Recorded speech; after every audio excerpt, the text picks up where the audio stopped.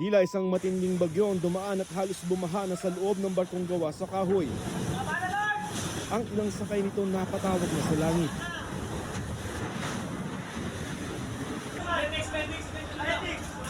May humingi ng tulong medikal. Meron ding nasira ang personal na gamit.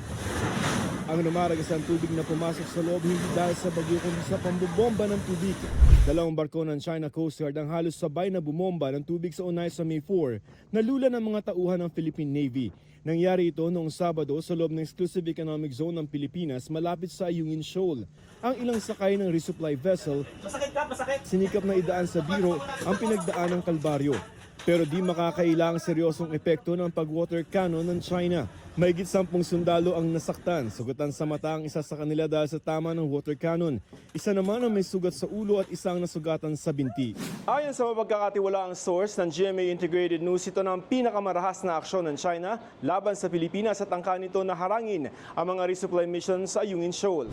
Mistulang dumaan sa dilubyo ang Unay sa May 4, sira ang bubong at mga dingding. Basag ang salamin ng bridge ng barko at halos mabuwal dahil napunit na ang dingding sa katawan ng barko. Sira na rin ang radio communications equipment nito. Pero China pa ang nagreklamo sa ating Department of Foreign Affairs dahil sa umunit panghihimasok ng Pilipinas sa South China Sea at pagdala ng mga construction supplies sa BRP Sierra Madre. Inulit ng embahada nito ang mga dati ng akusasyon, sabay giit sa karapatan daw nito sa South China Sea. Base sa kasaysayan, dapat daw itigil ng Pilipinas ang paghahamon nito dahil handa raw ang China Coast Guard anumang oras para dumipensa. Ang China Coast Guard tinawag na naaayon sa batas at professional ang kanilang mga hakbang. May hiwalay ding banta ang Defense Ministry ng China, gayon din ang Foreign Ministry nito. Dapat daw maging handa ang Pilipinas sa posibleng kahihinatnan kung di ito titigil. Pero giit ng ating gobyerno hindi isusuko ng Pilipinas ang karapatan ng bansa sa West Philippine Sea. Ayon kay Defense Secretary Gilberto Chodoro Jr., China lamang ang naniniwala sa mga sariling pahayag nito na iligal ang mga ginagawa ng Pilipinas sa sarili nitong EEZ at ang Pilipinas ang uudyok ng gulo. Hindi tayo ang humaharang ng kahit sino man sa West Philippine Sea. Tayo ang hinaharang. So anong gagawin natin? Titihaya na lang? Hindi naman siguro pwede. Hinamon din ni Chodoro ang China ng panindigan ng kagustuhan umano nito ng dialogue at mapayapang pagresolba sa issue. Kung talaga siguro, hindi sila natatakot na ihayag sa buong mundo ang kanilang claim, bakit hindi tayo magpa-arbitrate sa ilalim ng international law para maliwanag sa lahat kung ano ang karapatan ng kahit sino? Bakit ayaw nila? Pagkatapos, pag nahuhuli sila sa mga hindi tamang sinasabi nila, ayan na, magbabanta. Tama ba yon? Hindi lang Unay sa May 4 ang nakaranas ng pangharas. Ang barko ng Philippine Coast Guard na BRP Cabra, hinabol ng China Coast Guard kahit sinabihan na sila ng PCG na kailangan ng tulong ng Unay sa May 4. Diniskartehan lang ng kapitan ng PCG kaya nakalapit ito sa resupply vessel. So matapos nga yung tindi ng sinapit ng Unay sa May, kinailangan na silang i-rescue at ang BRP Cabra ang naatasang gawin yan. Nang magpang-abot na, itinali agad ang mga lubi at hinila ang Unaysa sa BRP Cabra. Inilipat ang mga sugatang sundalo at agad silang ginamot. Nung bugahan na kami doon, talagang kanya-kanya kaming cover. Hindi nga namin nalaman na saka na lang namin nalaman may sugat nung nandun na kami, naka-cover na kami. Nabaklas na kasi lahat yung namin yung sa bridge. Kaya hindi na talaga kami makaiwas. Ang mga dalang sundalo at mga pagkaing dala ng Unaysa nilipat sa mga rubber boat para maituloy ang RORE mission. Matagumpay silang nakalipat sa BRP Sierra Madre sa kabila ng paglapit sa kanila ng rubber boat ng China na kumuha pa ng mga litrato. May mga inilatag ding floating barrier ang China sa isang bahagi ng Ayungin Shoal.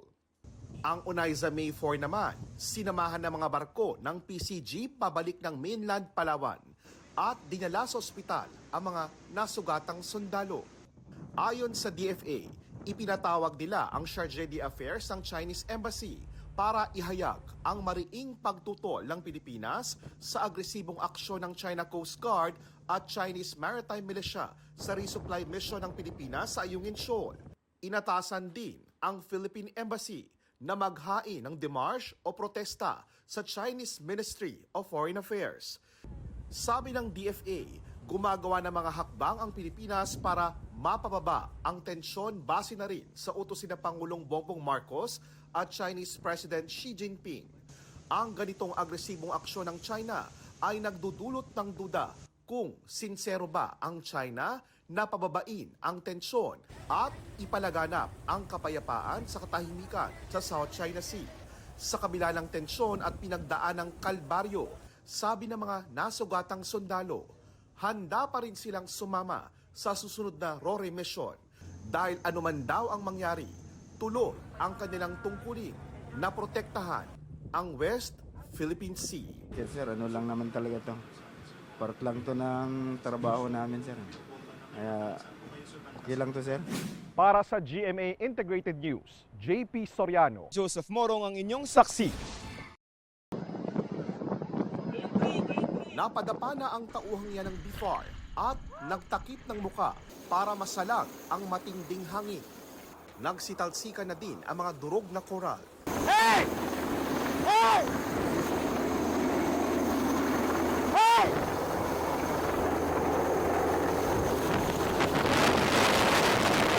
Hey!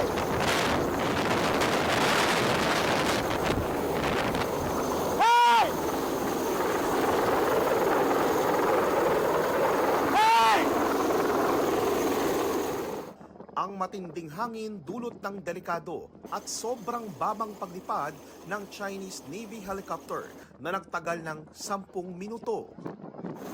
Nagdulot ito ng distress sa mga taga-BIFAR at mga marine scientists ng University of the Philippines Diliman Institute of Biology na naroon para suriin ang Sandy K3. Ilang Pilipino rin ang nagtamo ng hiwa at galos. Sa kabila nito, nakumpleto ng UP Marine Researchers at BIFAR ang pagkolekta ng mga sample ng mga coral sa Sandy Cay. Sa inisyal nilang obserbasyon, may indikasyong galing sa ibang lugar ang mga patay na coral na maaaring itinambak doon para sa expansion. Hindi na rin maganda ang lagay ng mga bahura sa lugar at wala ng malalaking isda na indikasyon ng sobra-sobrang pangingisda. I think that the future of these islands will have a significant effect on all the fisheries in the West Philippine Sea, up to north or even in the Visayan Sea. Our approach includes not just the Armed Forces of the Philippines, the Philippine Coast Guard, or even the Bureau of Fisheries and Aquatic Resources. We also take recommendations from the academic, particularly those who are really authority when it comes to science. Ang pangaharas sa mga Pinoy sa Sandy Cay nangyari noong Sabado, March 23, araw kung kailan din binomba ng tubig ng China Coast Guard ang Unayza May 4 na papunta sanang Ayungin Shoal para sa RORE mission. Ilang sundalong kasama sa misyon ang nasugatan. Ang isa sa kanila, 13 tahi sa ilalim ng mata ang kailangang gawin. Matalas siguro, sir, kasi di ko siya naramdaman, sir, na nagkamanak. 7 tahi naman sa ulo ang ginawa sa isa pa sa tindi ng sugat na kanyang tinamo. Tumilapon ako mang sa dingding. Kung wala yung dingding na yon, tumilapon siya sa dagat. Binisita at pinarangalan sila ni AFP Chief of Staff General Romeo Bronner Jr. Would you say really it aims to harm them talaga, to cause injury? Hindi po natin alam yung objective talaga nung Chinese Coast Guard nung ginawa nila yon, ano. But the fact is malakas yung stream ng tubig na binuga ng kanilang water cannons. Bagamat nawasak ang Unayza May 4 at may mga nasugatan sa ginawa ng China Coast Guard, sabi ni dating Supreme Court Associate Justice Antonio Carpio, hindi ito pwedeng gamiting basihan para sa isang bagong arbitration case laban sa China. Ang sabi ng tribunal, this is a military activity outside the jurisdiction of the tribunal. Kaya rekomendasyon niya, ilipat na ang pangangasiwa sa ayungin sa Philippine Coast Guard mula sa AFP. Ang gagawin dapat natin ngayon, convert our presence there into a civilian presence. Pag hininto tayo from bringing in materials, construction materials, that's the time we go back to the tribunal. Kapag hinarang pa rin daw ang PCG, pwede nang magsampa ng bagong kaso sa UNCLOS at humingi ng danyos ang Pilipinas sa China. May mga pinag-aaralan ng posibleng ikaso ang Solicitor General pero hindi pa maaaring idetalye. Ang tiyak, sabi ni Foreign Affairs Secretary Enrique Manalo, magiging consistent ang Pilipinas sa pagsunod sa international laws. We had messages of support from over 20 countries, governments, who clearly stated the importance of adhering to international law. Ang Chinese Embassy ayaw na munang magkomento sa posibleng paghahain ng kaso sa UNCLOS, pero giit ng Vice Foreign Minister ng China, hinarang nila ang resupply ships ng Pilipinas dahil may dala umanong construction materials para sa BRP Sierra Madre na taliwas aniya sa pangako umano noon ng Pilipinas.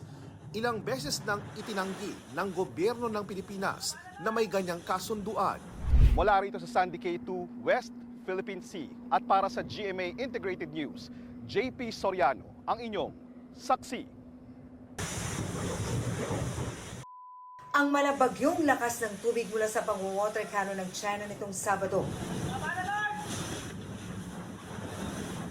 Bakas pa rin sa tindi ng pinsalang tinamo ng Unaiza May 4. Basag ang mga salamin, tuklap ang bubong at sira ang dingding. Nasira ang halos lahat ng bahagi ng resupply vessel mula sa kusina at tulugan ng crew. Ito yung billeting area niyo, sir. Pati makakapal na kahoy na nagsisilbing poste sa daanan sa gilid ng Unaiza May 4, bumigay. Sir, anong sukat po nito? 4x4. 4x4 na. 4x4 na raw to, pero ayan o, bumigay pa rin. Sa lahat ng parte ng barko na nasira, itong bridge ang pinakanapuruhan. Nasira kasi ang kanilang CCTV monitor, mga camera, at ang mga navigational equipment. Gaya na lamang nitong GPS, radar, gayon din ang mga radyo at mga satellite phone. Kaya sa ngayon, hindi na muna ito mapapakinabangan. It's not seaworthy. No? Dahil nga, nakita nyo naman na talagang sirang-sira. 46 meters ang haba at 7.29 meters ang lapad ng Unaiza May 4 na inumpisahang gamitin itong nakarang taon para sa humanitarian mission ng iba't ibang ahensya at sa resupply mission sa Ayungin Shoal. Pero matitenga rin ito sa ngayon gaya ng iba pang Unaiza May. Naayos rin natin yung Unaiza May 1. Nung nakaraan ay nagkaroon rin ng mga damages. Nung nga pong kami ni Admiral Carlos ang sumakay, binangga kami sa likod. So, may damage rin yung... hindi ko masasagot yan. The Chinese Coast Guard is really causing damages to our supply boats. Pero tuloy pa rin daw ang mga resupply mission. Magtulong-tulong kami kung paano natin gagawin yung mga susunod na mga resupply missions such that maiwasan natin yung mga ganitong insidente na merong nasusugatan. Tuloy-tuloy po yung presence ng ating mga uniformed personnel dito sa West Philippine Sea at nababantayan natin yung ating sovereignty and our sovereign rights. Abangan ang susunod na kabanata. No, we cannot divulge. Sa loob ng ilang oras na patintero sa dagat sa pagitan ng mga barko ng Pilipinas at China kasama ang Unaiza May 4, ang PCG vessels na BRP Cabra at BRP Sindangan. Ayon sa PCG, alas 5:30 ng umaga nagsimula na ang pangaharang ng China Coast Guard at Maritime Militia sa dalawang PCG vessel. Pasado alas 8 ng umaga, tanaw ng mga barko ng Coast Guard nang simula ng bombahin ng tubig ang Unaiza May 4. At first, by 8 o'clock, the intention was only to drive away the Unaiza May, to sway her from her path.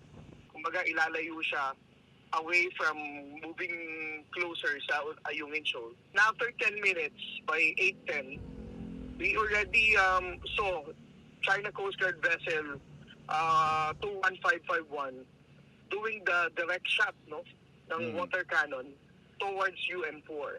Umabot sa 8 direktang patama ng water cannon ang tinamo ng Unaiza May 4 at dito nagpumilit magpumiglas ang mga barko ng PCG. Sa isang punto, aksidenteng nabangga ng BRP Sindangan ang nakaharang na barko ng China. Hanggang sa huli, maging ang pag-rescue sa mga crew ng Oneida May 4 na lubhang napinsala na, pilit pa ring hinarang ng China. When BRP Sindangan arrived there, once again, the Chinese Maritime Militia, together with the Chinese Coast Guard, entrapped itong BRP Sindangan. That's why it's not Sindangan that was able to rescue Oneida May 4. It's BRP Capra.